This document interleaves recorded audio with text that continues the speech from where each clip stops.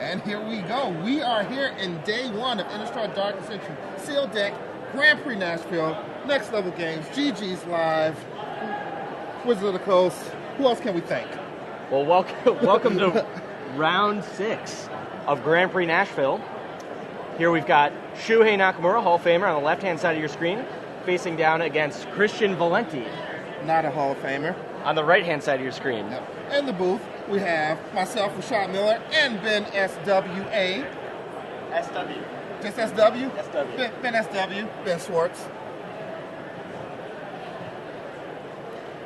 And there we go. The game has started. Shuhei playing a blue-green deck against a red-white splash black deck for Christian. Or the Team Italia colors, as some decks have been called. Gerard Fabiano might call it. We got some fast starts, and Christian thought he's going to get in. He does get to get in 1 damage because he's going to tap this as the Stormbound Geist. Yep. Nibelus of the Urn, when it attacks, can tap a creature. But that's not a race that we win, you know. So, well, 1-2, 1-2. Yeah, and now it's tied up because there's an unruly mob on the other side. But Stormbound Geist is going to get in for 2 damage here. It's probably going to be really good against a Christian's deck because red-white, I'm betting most of his removal is going to be red-based. Maybe a Bonds of Fate, maybe a Burden of Guilt somewhere, but the removal that he's going to have, he's going to want to deal 2 damage to that Stormbound Geist, and it's just going to come back. Ooh, wow. Spidery Grass from Shuhei is going to untap Stormbound Geist and take out Nibelus of the Urn. Now that's going to pump up the Unruly Mob, but Shuhei there able to get a 1-for-1. You know, sometimes you just have to live with the Unruly Mob getting a little bit more angry. It's not as good as like Algigariel back from Lara Block. It's only your creatures. Yeah, AKA Lumberknot. Yeah. I guess they have the same card. Mana cost is different, but we all know.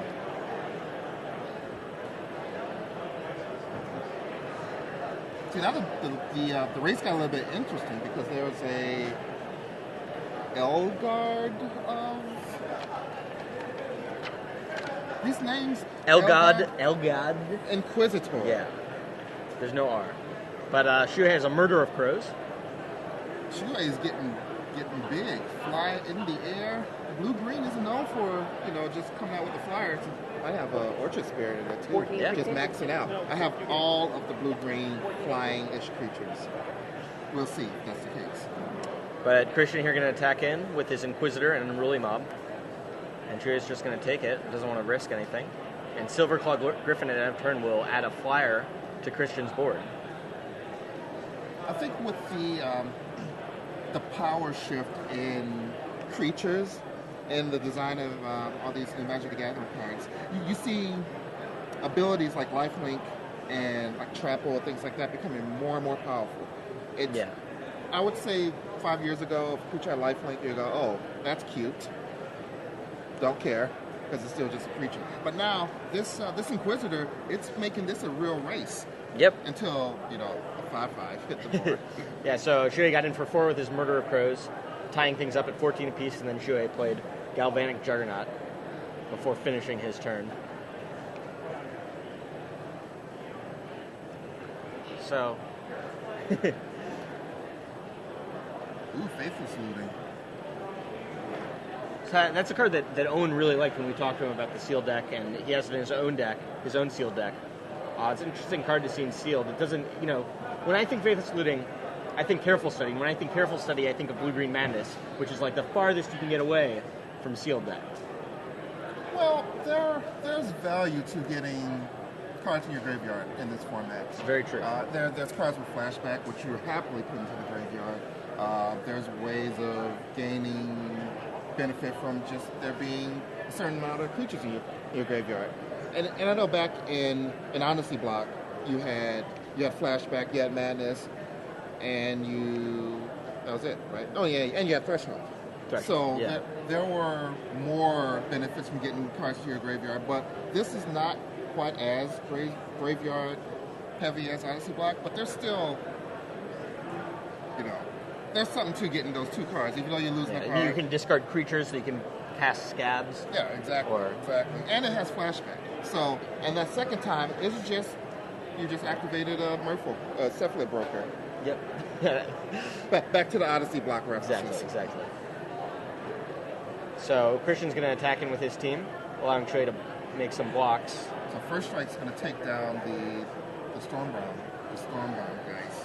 Triggering Murder of Crows. It's going to trigger Murder of Crows. I think he... Put Undying on the stack. Yeah. Trigger Murder of Crows, then cast Tragic Slip. So she has the ability to loot once. It means draw a card, discard a card. I think we could call it loot. Thanks to Faithless looting. Or Civilized Scholar. Not the same. He doesn't loot. He's too civilized to loot. Merfolk Looter. Yeah, I guess that card's in M12, right? Yeah. Shuei's going to discard Grasp of Phantoms, although he's a couple turns away from flashing it back. Still get value. We'll get back to that later. The value part? Wait. Yeah, the value part. Although I do see a Snapcaster Mage in Shuei's hand, so he could flash it back as early as this turn. A little how many cards in your hand? Answer is 4. And attack for 5, 6, 7, 8. Half of Christian's life total.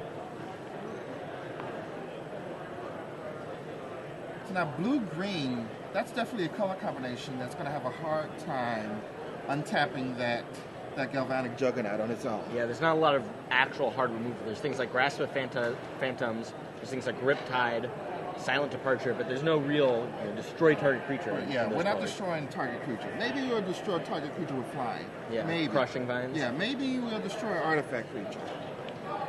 Naturalize. Yeah, other than that, we're hoping for blocks. Yeah. I mean, there is, of course, Stitcher's Apprentice that he could use as a way to untap Galvanic Juggernaut. That is a very good way. Probably the best way to trigger, if you would, Morbid abilities for, in blue. It's also good with Undying. It gives you free 2/2s. Exactly. So Shuei here is going to cast Snapcaster Mage and flashback Spidery Grasp, untapping Galvanic Juggernaut. That's how you untap your Juggernaut. Block the Silverclaw Griffin. But I think I would have untapped the Stormbound guys. It's like 2 untaps. But that's just greedy. Yeah. That's greedy. Shuei's a Hall of Famer. He's not as greedy as I am. His Twitter, right before the day started, was in Japanese. Well, I guess it's another day at the office.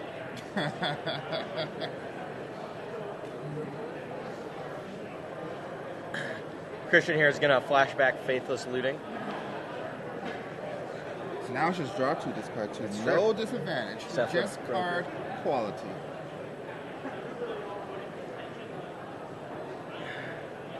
See what he ends up discarding. Maybe he's got another spicy flashback spell. I see a land, and I'm not sure what that is. It's hard to see what that is underneath the mountain. Now it's really hard to see. That's Afflicted Deserter. Was it? I think so. Is that in his deck? It's either Afflicted Deserter or more... Oh, it was a Hell Rider. Hell Rider? Yeah, it was a Hell Rider. So Claustrophobia for Shuei will tap down the Elgod Inquisitor. And Shuei will get in for, 3, 5, 10, 12? Christian's got to chump block the Galvanic Juggernaut to stay alive. Oh. It was a Mondrian Shaman. Mondrian Shaman, okay. We were actually naming cards that are all in his deck. Apparently, all these cards look alike. We're halfway through day 1, but we're only using these decks for 3 more rounds, so... And that's going to be enough for Christian. Shuei's powerful creatures, along with, Snapcaster Mage, allowing him to rebuy his Spidery Grasp, was enough to take down Christian here in Game 1 of Round 6. You're pretty good at the summing up. Of Grand Prix Nashville. Of rounds, I was going to say. Are you a summing up master? Game 1. Just a Game 1 summary guy? Yeah, I learned from the best. Well, I'll take credit for that. So now I was looking at the deck list. I was looking at these deck lists, but not necessarily looking at the content list of the deck list. I'm looking at the back, and there's at the top of the Dark Ascension side of the deck list, there's after building the deck, sort of like a checklist. Yep. Like a checklist card. Yeah, and there are 6 sections. One of them doesn't have a place where you can check it off. It just has an okay. But like they have things like I wrote my table number on my list. Check. I counted 84 cards in total. Check. I wrote my basic lands. Check. I wrote my name. Check. I counted at least 40 cards main deck. Check. I want to win Grand Prix Nashville. Now that's the one you don't have the option to check. It just says okay. It just says okay. Yeah, okay, buddy. Yeah, sure. You're gonna win. I guess I want to win it. I'll go along with that. Who decided to check all those boxes? Well, I'm looking at. I have Christian Valenti's. Yeah. So I think Shuhei did not do any of those things. So good luck to him and all of his deck check endeavors. Looks like. I mean, I'm sure he's probably had less than 2 deck check infractions, whatever those are called nowadays. I thought you were a judge. Once upon a time. Once upon a time. Street Fighter judge? I mean, I've judged people.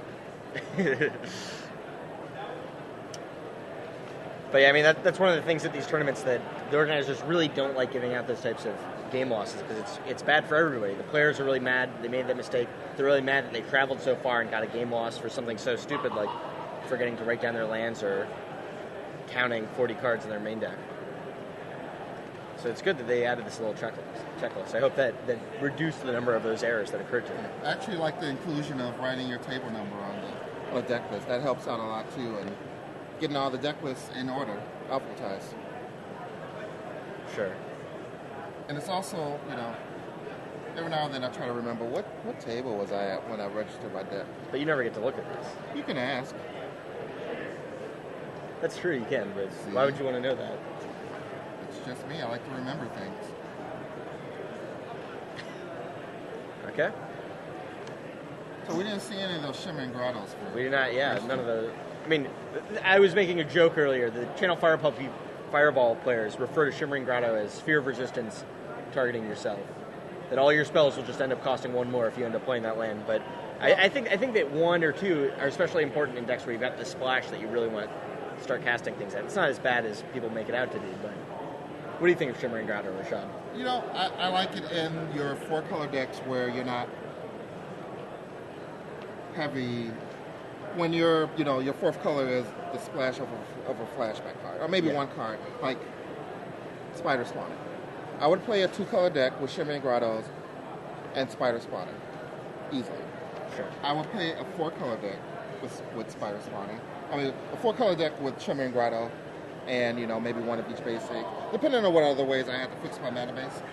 3-color decks, I usually feel that the Grotto should just be your splash land. Yeah. Personally. It's only better when you get bad mana draws and you don't draw your 2nd color of one of your main sources. So, your say your blue-white splash green, and you don't draw your 2nd white source, or you don't draw any white sources. Then the Grottos are better than your splash land. And still, you're in a pretty bad shape, a bad situation because you're using. A spotter on the floor has noted that Shuhei sideboarded a lot of cards, so perhaps, after he built his deck, he talked to a couple friends and realized that maybe the way he built his deck wasn't optimal. So we'll see. Maybe his deck has completely changed for Game 2. Even though that one he built was successful, it defeated Christian Valenti in Game 1. Well, you know what? If he wins Game 1 with, a suboptimal build of his pool, then he transforms into what he has decided is a better deck. He probably has a much better chance of winning this match because 1, his deck's probably stronger. Yep. Maybe better synergy, better cards. Maybe he misevaluated some things. But secondly, Christian doesn't know what he's going to be playing against now. Yeah, every card he thought he was making a mental note to remember to play around. Shuhei is completely different. So we'll see. We'll see what Shuhei's cooked up for this game. Hope it's something spicy. Always. Like Chipotle. We're getting kickbacks for that?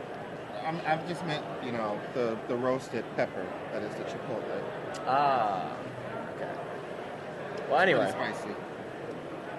Yeah, I do see a change in Shuhei's deck. I see white along with green. And look, he doesn't show it. He doesn't play a plains first. Still no plains. Everything's the same, Christian Valenti. Nothing new over here. And I see a swamp in Shuhei's hand, too. There's the plains, and boom, Villagers of Estwald. You To match Riot Devils. Yeah, you got matching 2/3s here. Yep. One gets a little bit better than the other, but one's also a devil. Yeah. Slayer of the Wicked cannot kill a devil, but it can Not kill wicked enough. Villagers of Estwald. It's that one's wicked. Devil's the sixth best tribe in this format, maybe? No? Slightly Cat. behind Demon? Behind Cat. Meow. There's only 2 cats. So? Doesn't work.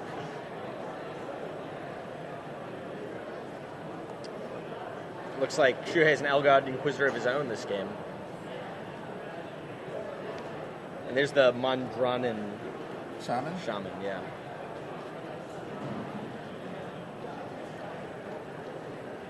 So Shuhei's got to be, especially with the Mondranin Shaman, careful about not playing spells, because the ability on the other side of it, on the Tovalar's Mage Hunter, it's really powerful. Whenever an opponent casts a spell, it deals 2 damage to that player. But here, Christian... Spell shock you. Exactly. Here, Christian Valenti just passed the turn back in order to flip. Yeah, we're both playing the pass the turn game. Actually, I like the flavor on Tovalar's Mage Hunter. It makes it difficult to play 2 spells in the same turn. That's pretty easy. You just take 4 damage. That's a lot of damage, though. Well, I mean, it's not... 1/5 of your life total? It's not hard to take 4 damage. It's not, like, physically hard. No. You kind of have to think about it a little. There's 2 Shimmy Grottos for Christian, so let's see if it is a help or a hindrance. So there, Christian is going to attack in with his Hollowhenge Spirit. Ooh, Smite the Monstrous. Takes care of the Tovalar's Mage Hunter. Not before he takes 2 damage. Pew! Is that the next altered art? Little ray guns on the shaman. Remember the first soundboard with the laser button? I still have it somewhere. Whatever happened to that? Yeah, bring it back. The laser sounds were a little too loud. Elder Cathar and a Blazing Torch. Blazing Torch will take out the Silverclaw Griffin. And since Shuhei casts 2 spells, he'll retransform his Villagers of Estwald. But it's tough to say exactly, now that Villagers is back to being Villagers, what kind of position Shuhei's in. I see a Sever the Bloodline in his hand, so if Christian plays a pretty powerful creature, he'd be able to take care of it. And Shuhei has some good targets for that Elder Cathar if it actually dies. Yeah. Both of those creatures, the Elgod and the Villagers, they're humans right now. So 2 +1, yeah. +1 counters. One of them has life link, and the other one becomes a 4/6. Ooh, dueling Elgod Inquisitors as Christian cast his own.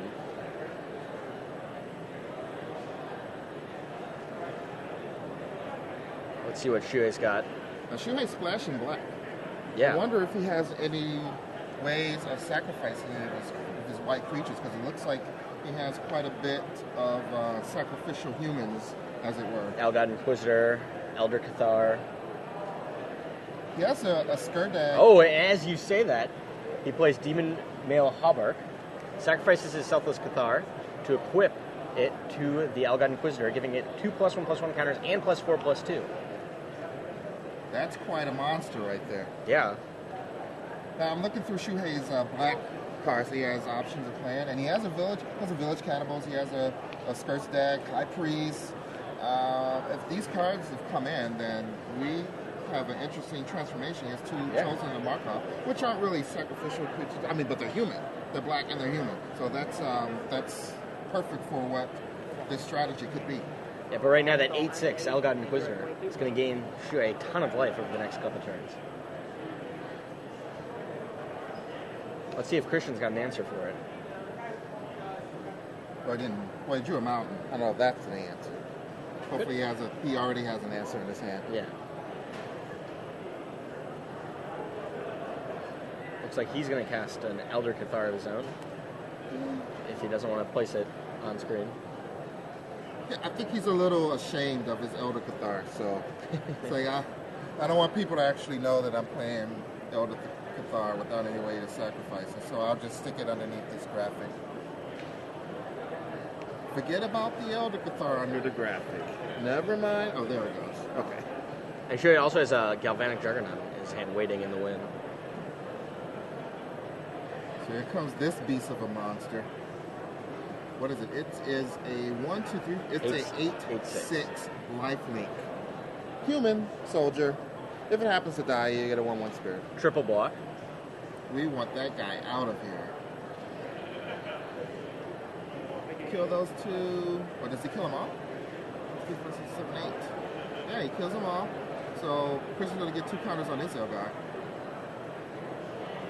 Sure, he's gonna get a Gonna get an LSV token, looks like. A spirit token. I went to Tomoharu Saito's shop when I was in Japan, and they were selling those LSV tokens for 100 yen a piece, $1 a piece. They're a hot commodity in Japan. Oh, wow.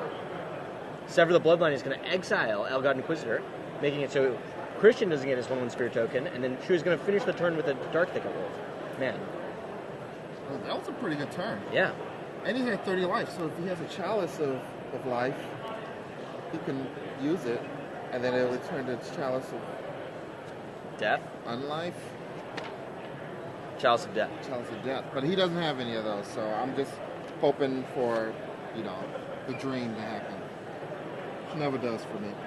Oh wait, he does have one in his sideboard. Ooh, I don't think he's playing it, but we never know. He did sideboard in a whole bunch of cards. This could be his plan. Shui's going to sacrifice that spirit token to equip the Demon Mail Hauberk onto the Dark Thicket Wolf. And force Christian to chump block with his Night Revelers. Well, Christian doesn't have much action in his hand, so let's see if he gets something off the top of his deck. A Plains Mountain, that's his hand. He's gonna valiantly not concede here. And that's it. That's game. Shuhei Nakamura takes the match over Christian Valenti 2-0 here at round 6 of Grand Prix Nashville.